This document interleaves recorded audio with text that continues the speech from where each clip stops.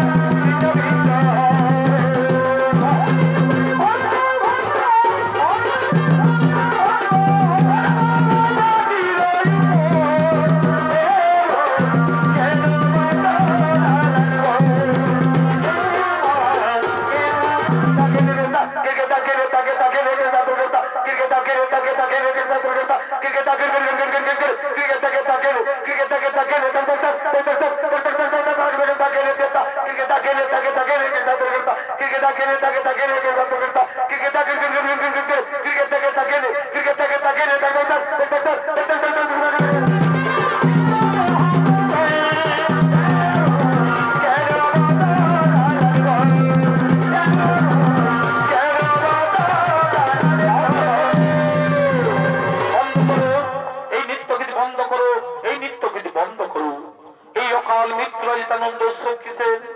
এই অকাল মৃত্যুরাজিতানন্দ উৎসব কিসের? তোমার কি হয়েছে ব্রাহ্মণ? তুমি তালু তালু বেশ দেখাচ্ছে কেন? তোমার কি হয়েছে?